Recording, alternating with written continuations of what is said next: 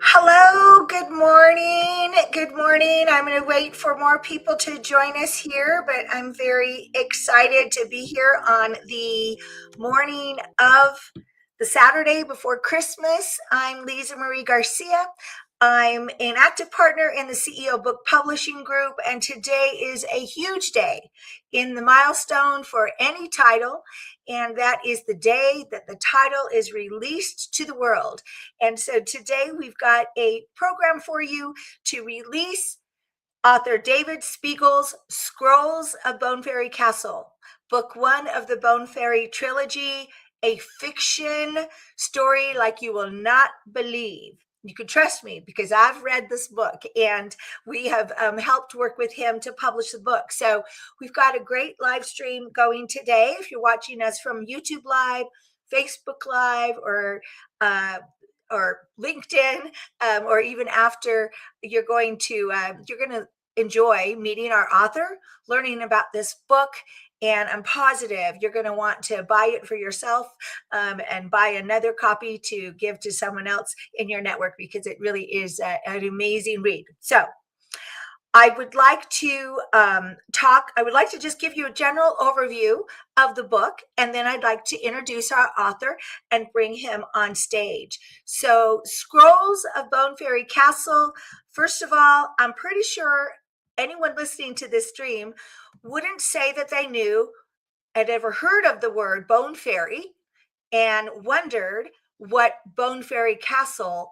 was about. Well, and that is what this Bonefairy trilogy is all about. So let me just give you a little bit of teaser here about this book, and then we'll bring our author on stage and start digging into the release. So we say, some stories aren't written in books, they're whispered across generations.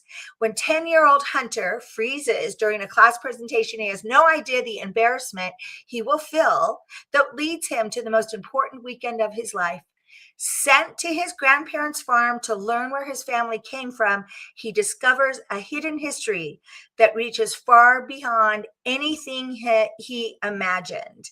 So that sets the stage for our first book in the trilogy, Bonefairy Castle, and we're going to dig in to a little bit more. So let me go ahead, and I'd like to introduce our author. And as I do, I'll bring up his image on stage. I want to read a little bit about his very interesting bio, and then we'll bring him up to stage. So the author of this book series, the Bonefairy Trilogy, and actually, as I do that, let me go ahead and let you know, for those of you that are on this, I want to go ahead and give you the website to order the book if you'd like to know what that is. Sorry, where's my tech help when I need it? Is it going? Nope, hang on. All right, so how about this? There we go. Okay, so bonefairy.com is the website, and if you go to this site here, you can order the book. But I'd like to read a little bit about our author. It's a crazy great bio, but he actually began his career working for General Motors. He was also in the U.S. Army, basic training at Fort Hood in Texas. He then, though, later on, became an entrepreneur. And so for you fellow entrepreneurs, I know that we're in a lot of networks together. He was one of them, and he had multiple successful shops, and was an employer as an entrepreneur, of course. He also became part of the Teamsters. And I know I'm just doing the broad strokes, and David's probably going, man, she's going everywhere. Well, it's because he has such a big, full, very diverse background that I just want to share with you, and we'll talk a little bit more of that. But I think what is really cool about one of the backgrounds that David has is he was a singer. He was a lead singer of a local band, and he recorded 15 CDs. And many of them climbed the charts.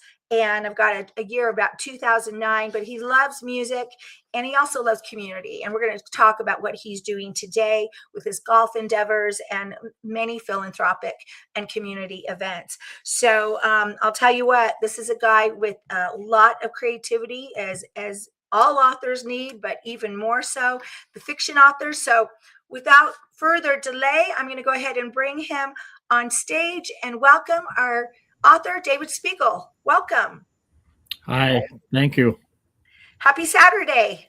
Thank you. Same to you. Well, are you almost ready for Christmas? Because it's only what, 4 days away, 5 days away, right?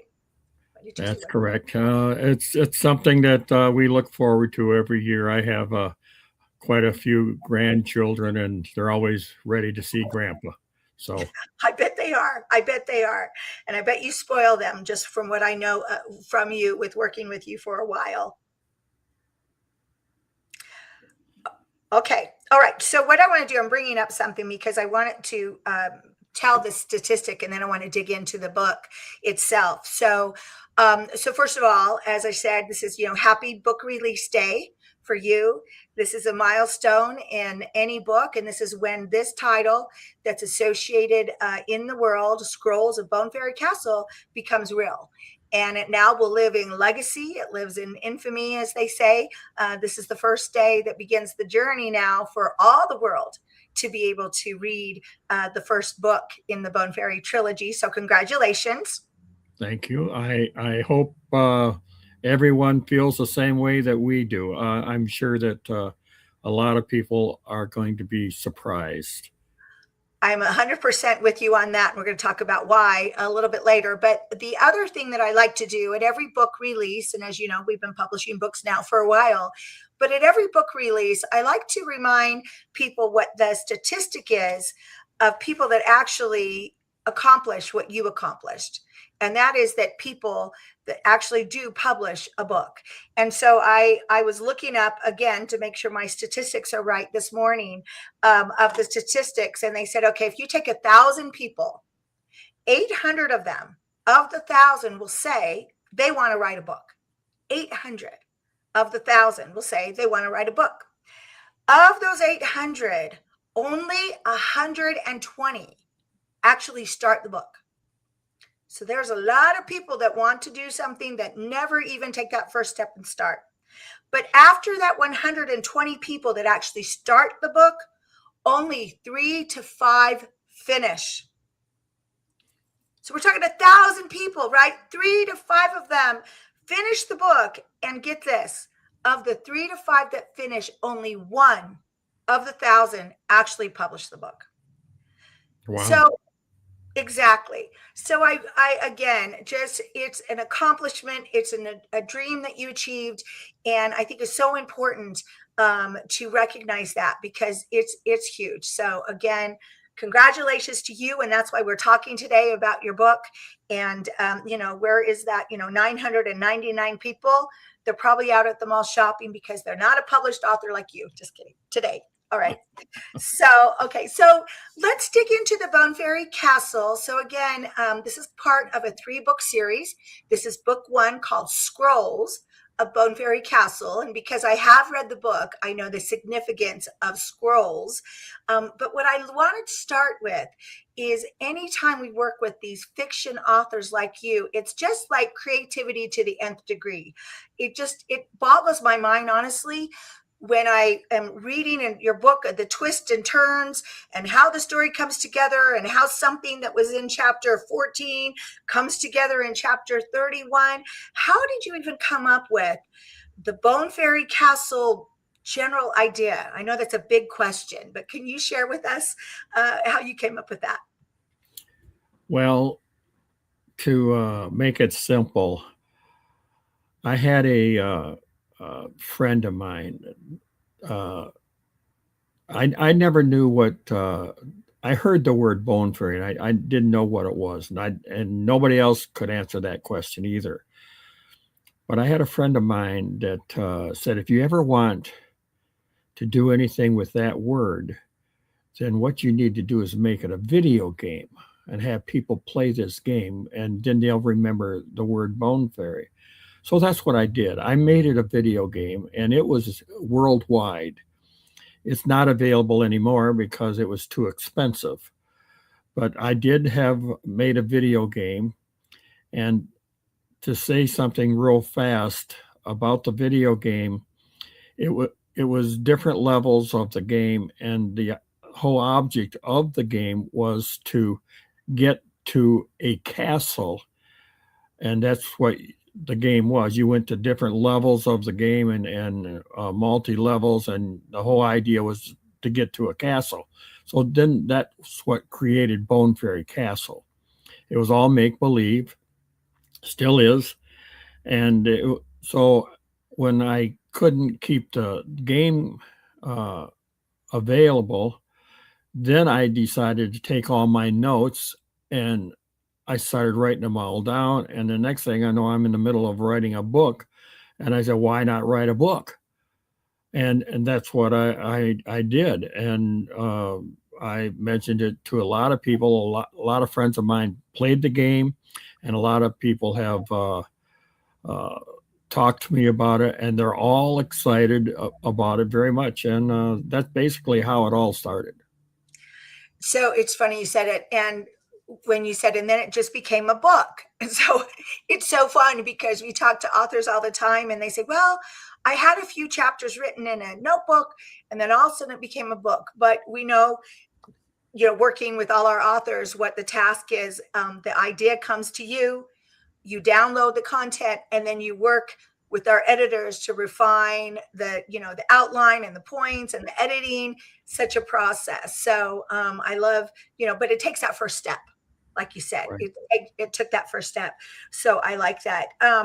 Let me so let's just kind of give the broad strokes about the book. So the book is very the word we talk about a lot in our meetings is very ancestral, right? So the ancestry, because it features young hunter and talking with his grandparents is what we start with the book one, to learn about his ancestry. And Correct. right, and that story of his ancestry is like crazy amazing and creative, that sets up the story. And I Mm. remember in parts of the first book I was reading, and he would fight a big toad. I might get this wrong. And then, I do remember the dragon part, and then there was this character and the Grim Reaper. And I remember that it was just that I was like, oh my gosh. And I would, go to the next page and okay, so he survived that. Okay, I can rest for a minute. No, not really, because then the next chapter it was some other adventure. It's so creative how you wrote this, and how his adventure that he's learning about, young hunter learning about Sir Hunter, right, his Right. ancestor, how engaged you keep the audience as you're turning the page. Is there any tips that you can give to someone listening to this that says, how does he do that, or how did you come up with that kind of engaging story? Well, it going back to the game, that's how that whole thing's the multi-level game. That's what it basically was. The book was turned into basically the same thing, where each level of the game you had to acquire something and to succeed in something, and that's what was in the book. The book, you had to take on all these different characters and succeed and try to get to the castle, and that's what this is in this first book, is getting to the castle and learning about all of his ancestors, and that's what it's basically all about. It's all kinds of different things that the young hunter, the young boy who's trying to find out about his ancestors, has to go through. And it's just every time you turn around, something pops up, and now they're, it's just an imagination. You got to let it go. That's the best. Let it go, for sure. And I will tell you, and I think we talked about this before, in our company, the majority of the books, the highest percentage, were nonfiction.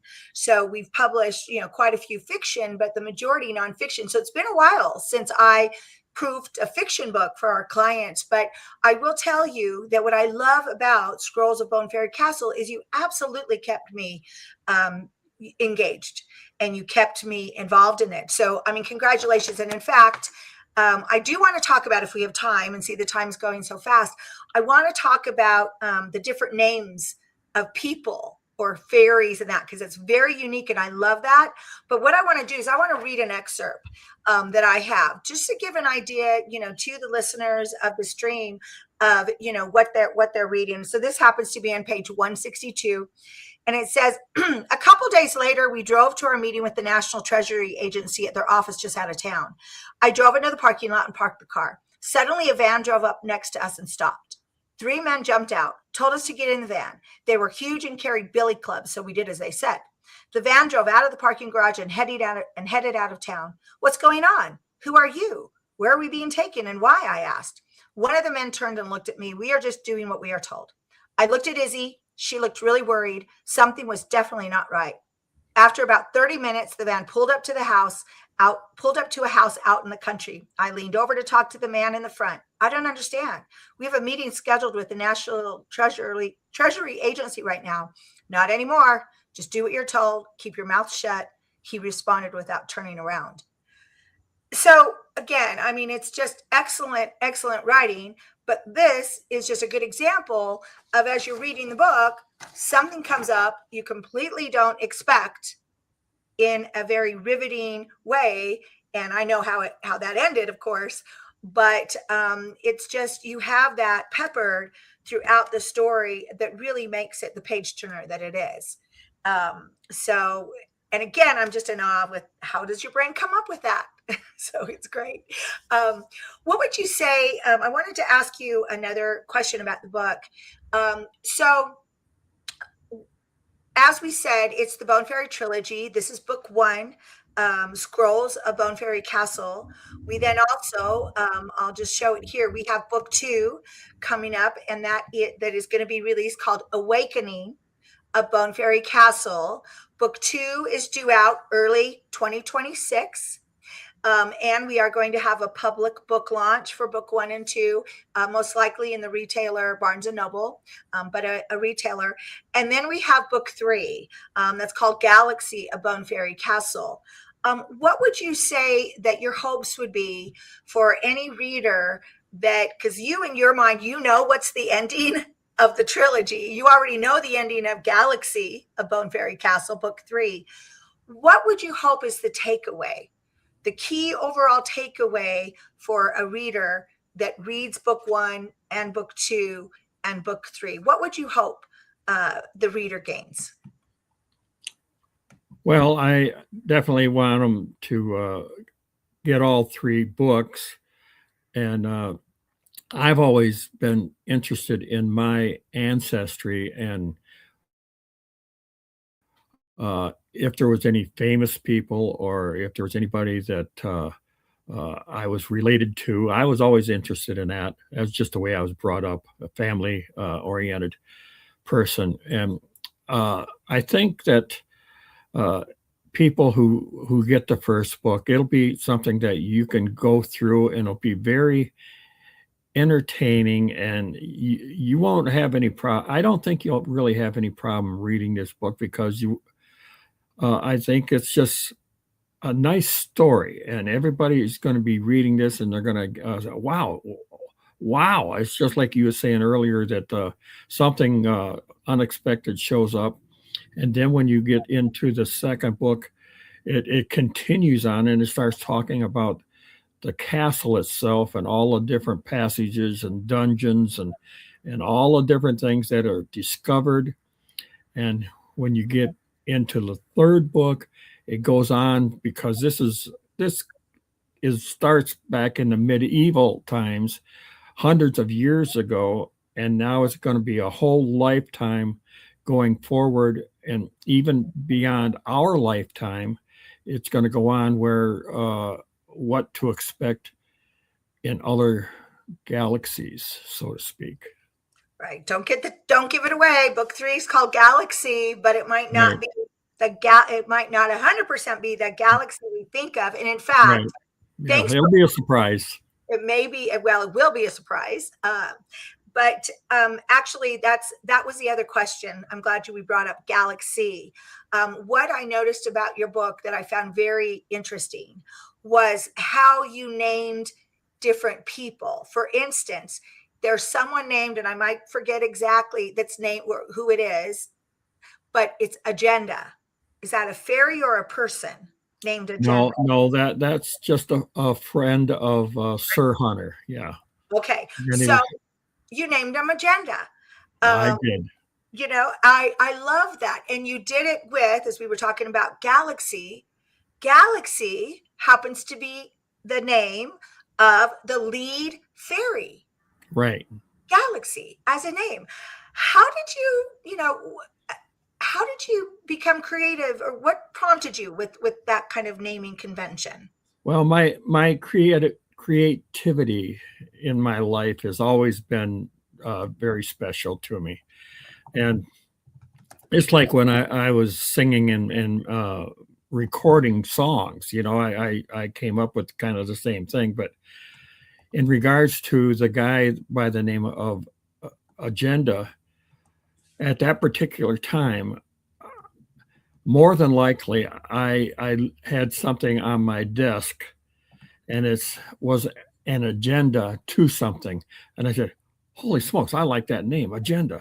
So that's where that came from. It came from just because I happen to have an agenda that I was supposed to be doing, and I like that name.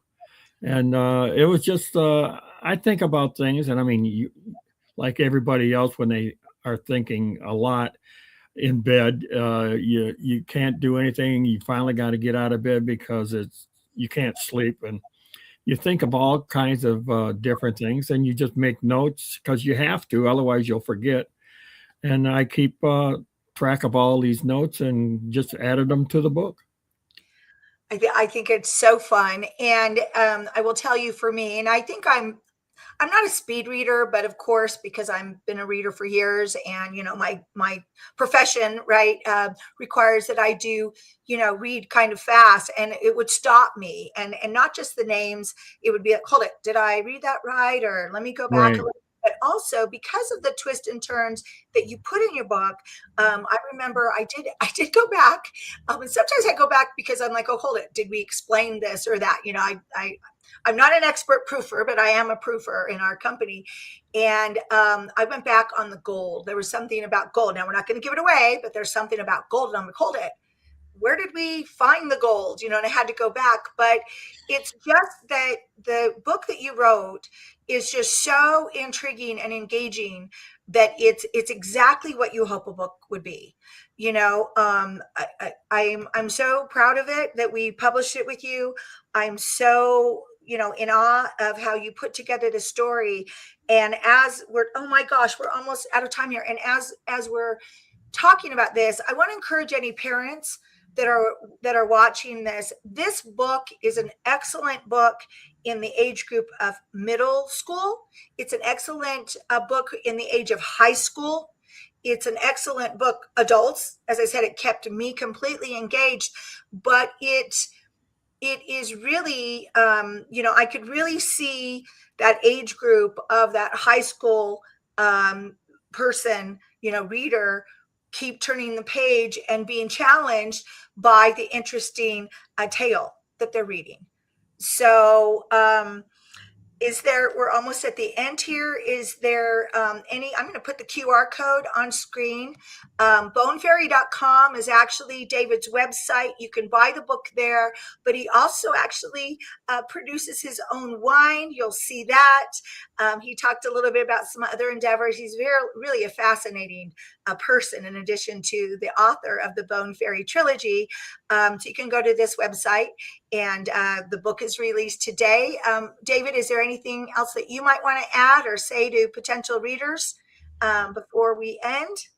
well, the only other thing is that the book has been shown to Hollywood producers, and they have taken an interest. And I am now working with a Hollywood producer and script writer, and they are putting something together, hopefully, to make it a motion picture or a series, a television series of the three books.